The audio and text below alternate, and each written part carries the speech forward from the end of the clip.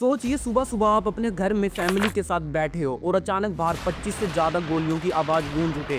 गोलियां आपकी बालकनी, दरवाजों और दीवारों को छलनी कर दे। ये कोई फिल्म का सीन नहीं है, ये हकीकत है गुड़गांव की, जहां मशहूर यूट्यूबर और big boss OTT winner Elvis Yadav के घर पर भर के सुबह फायरिंग हुई। और सबसे शॉकिंग करने वाली बात यह है कि इस हमले की जिम्मेदारी किसी नॉर्मल क्रिमिनल ने नहीं, बल्कि दिल्ली एनसीआर के सबसे खूंखार और गैंगस्टर हिमांशु भाऊ गैंग ने लिया है। आपके दिमाग में ये क्वेश्चन जरूर होंगे, पहला, आखिर क्यों एल्विस यादव को इस गैंग ने निशाना बनाया? दूसरा, कौन है ये हिमांशु भाऊ गैंग जो अब खुलेआम बड़े बड़े नामों को धमका रहा है?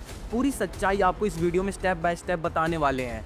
कल सुबह गुरुग्राम में एक चौंकाने वाली घटना हुई। मशहूर यूट्यूबर और big boss OTT winner Elvis Yadav के घर के बाहर तड़ाकेदार गोलियां चली। रिपोर्ट्स के मुताबिक एल्विस का सेक्टर 57 स्थित रेसिडेंट अज्ञात हमलावरों के निशाने पर आया, जब 3 बाइक सवार लोगों ने उनके घर के बाहर 25 से ज्यादा गोलियां चला दी। ये घटना रविवार सुबह करीब 5:30 बजे हुई। उस समय एल्विस घर पर मौजूद नहीं थे, लेकिन उनके फैमिली मेंबर्स घर के अंदर थे। गनीमत ये रही कि उनकी किस्मत ये अच्छी रहेगी, उस फायरिंग में किसी को भी गोली नहीं लगी। घटना के बाद जो विजुअल सामने आए, उन्होंने लोगों को हिलाकर रख दिया। एल्विस यादव के घर के डोर्स, विंडोज और यहां तक कि सीलिंग तक पर बुलेट्स होल साफ दिख रहे हैं। पार्किंग एरिया की छत में, मेन गेट और हमले पहले वे दूसरे माले की बालकनी के किनारों पर भी गोलियां के निशान मिले हैं। पुलिस को जब इस घटना की सूचना मिली तो तुरंत टीम मौके पर पहुंची। उन्होंने फोरेंसिक एविडेंस कलेक्ट किए और एरिया के सारे सीसीटीवी फुटेज स्कैन करना शुरू कर दिए। एक सीनियर पुलिस ऑफिसर ने बताया कि परिवार की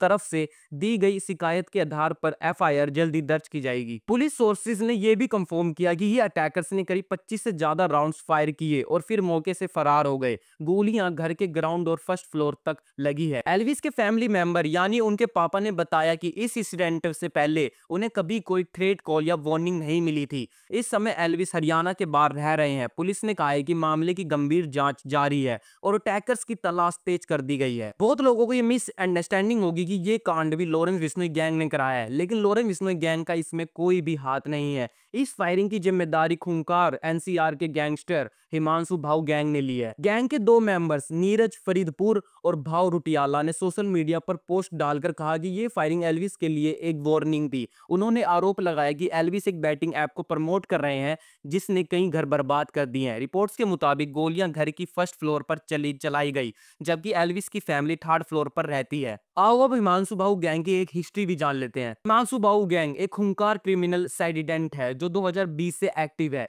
इस गैंग का लीडर है हिमांशु भाऊ, जो खुद एक केस में वांटेड है। गैंग का काम है एक्सटोर्शन, धमकी देना और हिंसक क्राइम्स करना, खासकर दिल्ली एनसीआर रीजन में। इस गैंग की पहचान है उनका सिग्नेचर मार्क भाऊ गैंग साइंस 2020, जो कई क्राइम सीन्स में पर मिला है। इसका मकसद होता है लोगों में डर बैठाना और अपना नाम स्टेबलाइज करना। हिमांशु भाऊ के खिलाफ इंटरपोल ने रेड कॉर्नर नोटिस भी जारी किया था। माना जाता है कि वो पुर्तगाल होते हुए अमेरिका भाग गया, लेकिन उसका गैंग आज भी उसके एसोसिएट्स के जरिए एनसीआर में एक्टिव है। गैंग का मेन टारगेट होते हैं बिजनेस ओनर्स, प्रॉपर्टी डीलर्स और पब्लिक फिगर्स। ये लोग उनसे प्रोटेक्शन मनी और यानी एक्सटॉर्शन मांगते हैं, और अगर कोई उनको पैसे देने से इनकार करे तो फायरिंग करते हैं, उन्हें डराते हैं, फोन कॉल से डराते हैं, उनके घर पर नोटिस भेजते हैं डराने के लिए। एल्विस यादव से पहले इन लोगों ने पास्ट में भी कुछ कांड कर रखे हैं। इस गैंग का नाम कई हाई प्रोफाइल इंसिडेंट में सामने आ चुका है। West Delhi Rajouri Garden Burger King outlet पर firing, Tilak Nagar car showroom पर हमला, कबीर नगर एक प्रॉपर्टी डीलर के घर पर गोलीबारी। ये बात तो साफ है, एल्विस यादव उनका इकलौता टारगेट नहीं है। इन लोगों ने बहुत से टारगेट किया। एल्विस यादव को इसलिए टारगेट किया गया है